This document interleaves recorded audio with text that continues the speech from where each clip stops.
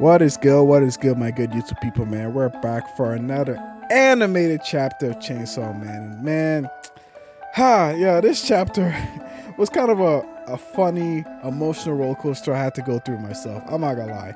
One of my favorite anime series of recent is Spy X Family. And I'm not gonna lie, I like that series a lot because that series makes me really, really want to have a family. Like, just like how Twilight Family is, I want a family dynamic just like that. Maybe not as crazy, but like that dynamic right there just really inspires me to have like a family. I was like, damn, when I have a family, I want my family just like this. Crazy and wacky, but fun.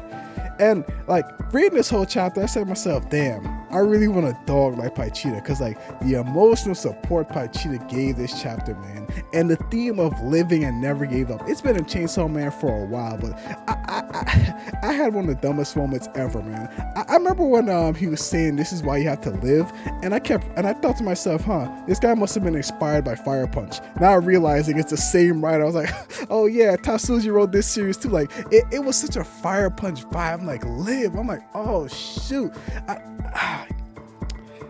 Man, words fail me to describe how great that moment was. Like, cause like it truly does. Like, if you never read Fire Punch, like just read Fire Punch, because I'm like, Fire Punch is like that one moment like 3 times over with 3 great characters. Like it has that impact of characters just giving it all just so you can live, man. Even through the worst pain imaginable, even through I don't. The premise of Fire Punch is this immortal who is literally burning alive for his entire life and keeps on living no matter what hardship he goes through.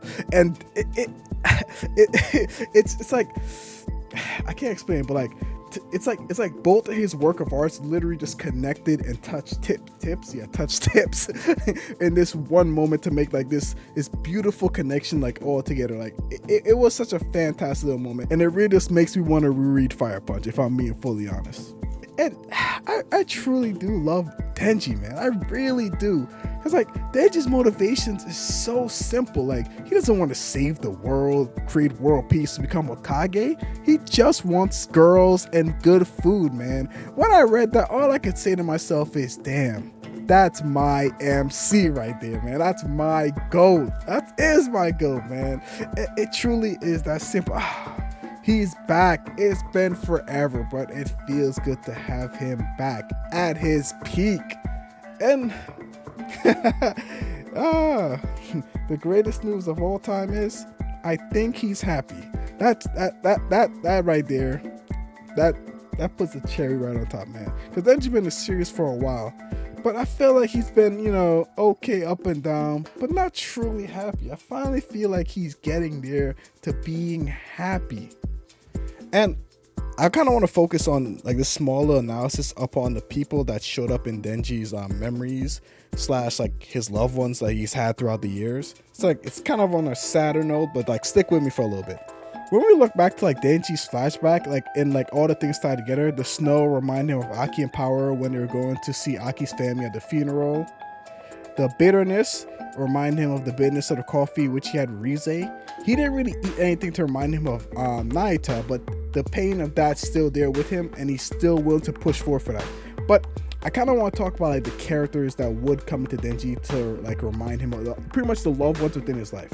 Because like Rize, I would say would be Denji's first experience with an actual girlfriend. Power is like his little sis, and Aki is his brother.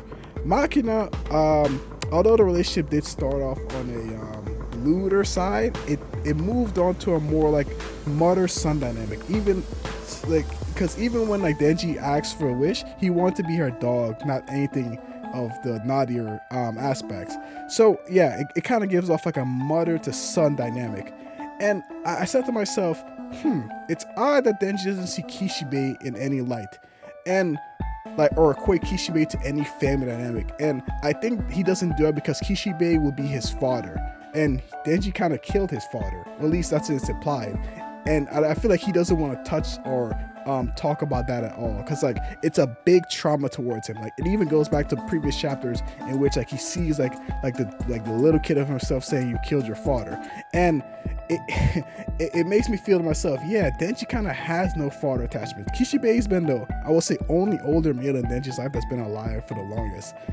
And it kind of did make me feel sad that Denji kind of has no father aspects like that. And I don't even think we even know his mother.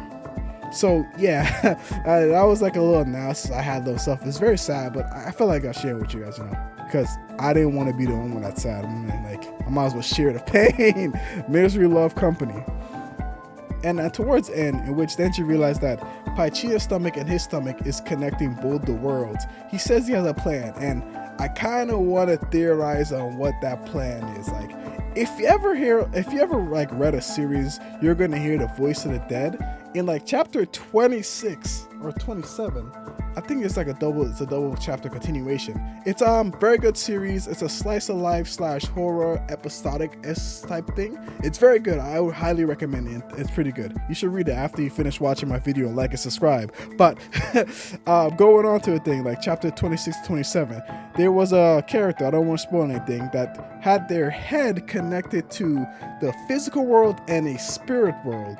And this is not gonna make sense, but pretty much the ghost girl opened up the head and was able to somewhat connect both worlds. I don't know if Denji's gonna cut his stomach in half or maybe be able to swallow people, but he might be able to, because we did see that big thing came out his head. He might be able to swallow maybe Asa whole or something whole, or maybe like possibly pause, no gag reflex on him and just swallow everything he can. Maybe even the ocean and the water. And he just goes in the water, opens his mouth, like lets all the water, and then Paichia spits it all out. I don't know, something along those lines. That's like my first theory. And my second theory is like he still has octopus in him, right?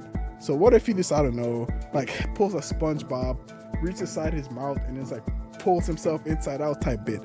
And I don't know, like Asa grabs hold of it and like they do that too. Or maybe Asa goes inside holding his hand, and then they somehow pull himself inside out. Something along those cartoonish lines, if I'm being fully honest. But hey, it's up to anyone, guess. And with that, that's kind of all I have to give you, man. This was a great chapter. Next week, we're getting another great chapter, hopefully. But with that, man, it's been B3. Don't forget to like, comment, subscribe, and stay animated.